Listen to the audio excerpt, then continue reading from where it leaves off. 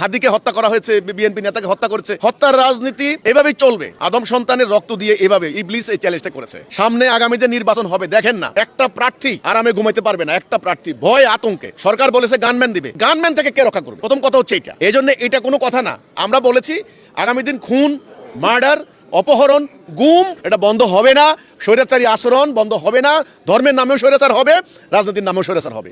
এই জন্য আমরা বলেছি। আপনি বললেন কোন দিকে যাচ্ছে, যাচ্ছে কোন দিকে বুঝায় যাচ্ছে, অরাজকতার দিকে যাচ্ছে। অরাজকতা বলা হচ্ছে আগামী দিন নির্বাচন হবে।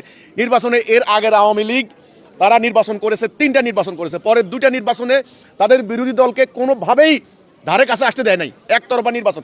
এনারা এখন কি করছেন?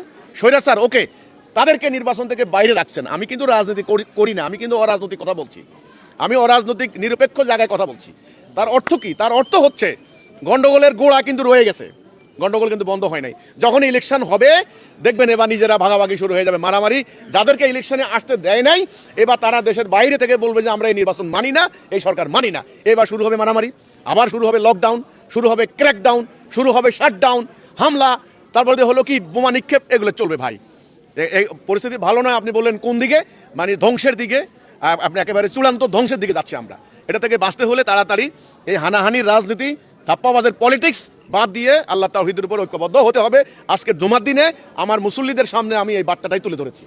তারেক রহমানের সাথে সাক্ষাৎ করছেন। আমরা আমাদের দলীয় ফোরাম আমরা আলোচনা করে আমাদের যেখানে যেখানে যাওয়া দরকার আমরা সেখানে সেখানে যোগাযোগ করছি। প্রথমত আমরা সরকারের ইন্টারিম গভর্নমেন্টে যারা দায়িত্বে আছেন আমরা তাদের সাথে যোগাযোগ করছি, কারণ যেহেতু আমাদেরকে রাস্তাঘাটে হেনস্থার শিকার হতে হচ্ছে, আমাদের নিরাপত্তা চেয়ে এটা। দ্বিতীয় কথা হলো বিভিন্ন ধর্মীয় সংগঠনের সাথে আমাদের কর্মীরা প্রতিনিয়ত যোগাযোগ করছেন।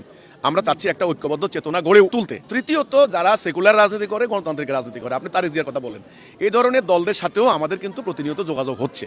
তাদের জেলা লেভেলে, তাদের আপনার কেন্দ্রীয় লেভেলে, থানা লেভেলে, মোটামুটি আমাদের লেভেল যেখানে আছে। এখন তারেক জিয়ার সাথে আমাদের কথাবার্তা কি হচ্ছে বা হবে কিনা বা সাক্ষাৎ করব কিনা সে বিষয়টা নিয়ে আমরা যদি সময় সুযোগ পাই তাহলে আমরা সেটা চেষ্টা করব, তাতে কোনো সমস্যা নাই। কারণ এখন তো একটা আবহাওয়া বিরাজ করছে। তিনি মাত্র দেশে আসলেন, বিভিন্ন সংগঠন যাচ্ছে, যোগাযোগ করছে। আসলে কার কি অভিপ্রায় সেটা আমি মনে করি আগামী দিন যারা রাষ্ট্রের দায়িত্বে আসার চিন্তা করবেন তারা ঠান্ডা মাথায় চিন্তা করবেন। অতীত সরকারগুলির সঙ্গে এরকম সবাই লাইন ধরে যোগাযোগ করেছে। তা আমরাও আমাদের ফোরামে কথা বলছি, আমাদের কেন্দ্রীয় কমিটিতে আলোচনা হচ্ছে।